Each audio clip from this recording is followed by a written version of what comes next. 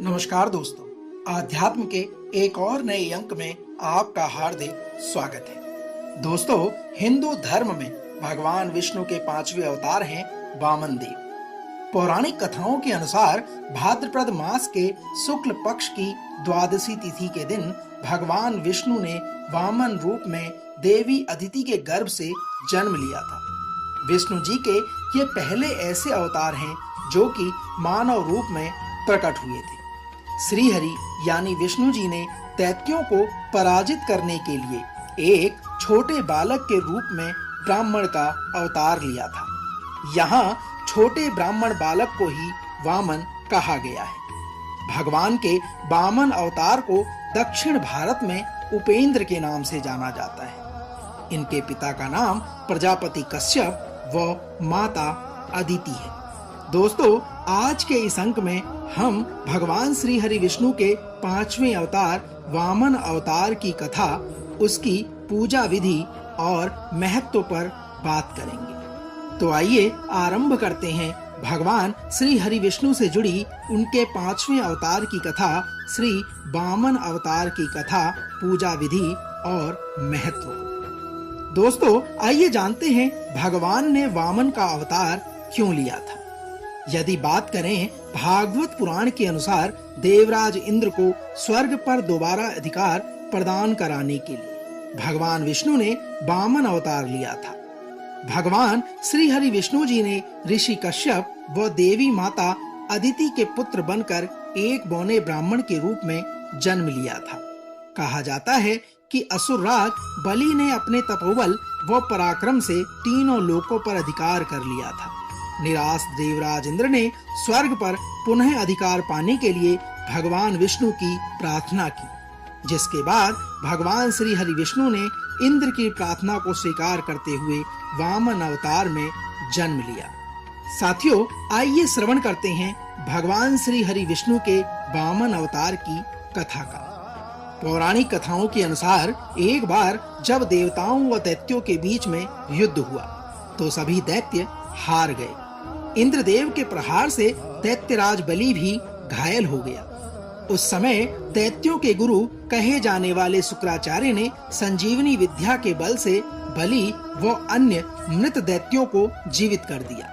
यही नहीं, दैत्यों को और बलशाली बनाने के लिए शुक्राचार्य ने एक विशाल यज्ञ कर अग्निदेव को प्रसन्न किया और वरदान में रथ, बाण व अभेद कवच हासिल कर लिया। साथियों, बल मिलने के बाद दैत्यों ने अपनी विशाल सेना को युद्ध के मैदान में उतारकर अमरावती पर आक्रमण कर दिया।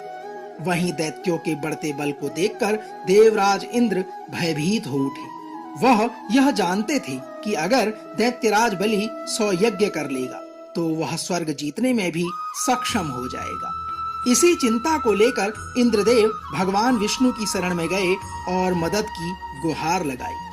भगवान श्री हरि विष्णु जी ने इंद्रदेव से कहा कि वह स्वयं वामन रूप में माता अदिति के गर्भ से अवतार लेंगे और सभी समस्याओं का समाधान करेंगे।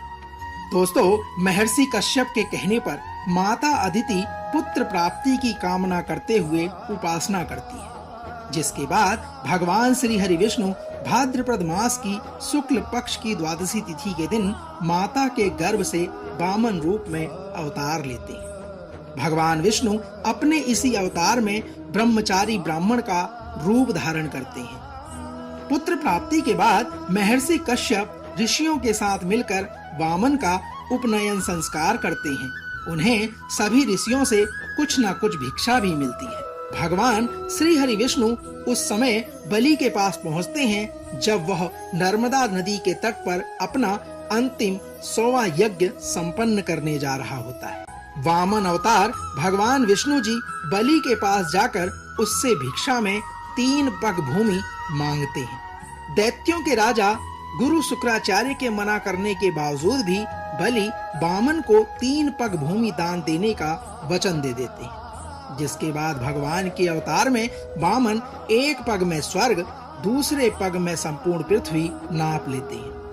यह देख राजा बलि चिंतित हो उठते हैं और तीसरे पग के लिए अपना सिर आगे कर देते हैं। और कहते हैं कि प्रभु आप तीसरा पग मेरे सिर पर रख दीजिए। वामन अवतार में खड़े श्री हरि विष्णु बलि के कहे अनुसार उसके सिर पर तीसरा पग रख देते हैं। इसी के साथ दैत्यराज बलि को पाताल लोक में रहने का आदेश देते हैं। दोस्तों, वहीं बलि की वचनबद्धता को देख भगवान विष्णु के अवतार वामन प्रसन्न हो जाते हैं और बलि से उसकी इच्छा पूछते हैं। इस पर बलि भगवान से रात दिन अपने सामने रहने का वरदान मांगते हैं, जिसको स्वीकार करते हुए विष्णु जी पाताल लोक में दैत्यों के राजा बलि का द्वारपाल बनकर हमेशा उसके सामने रहते हैं।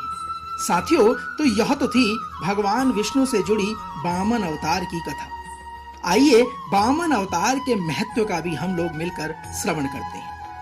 भगवान विष्णु के अवतार वामन देव का जन्म भाद्रपद शुक्ल की द्वादशी तिथि को हुआ था, इसलिए इस तिथि को वामन द्वादशी के रूप में मनाया जाता है। इस दिन श्रवण नक्षत्र में की गई पूजा विशेष फलदायी होती है। कहते हैं, जो व्यक्ति पूरी श्रद्धा से वामन देव की पूजा अर्चना करता है, उसके सभी कष्ट दूर हो जाते हैं और मोक्ष की प्राप्ति होती है। दोस्तों, इस दिन शास्त्रोक्त विधि से वामन देव की पूजा करनी चाहिए। साथ ही वामन देव के अवतरण की कथा व भागवत पुराण का पाठ करना विशेष फलदायी माना गया है।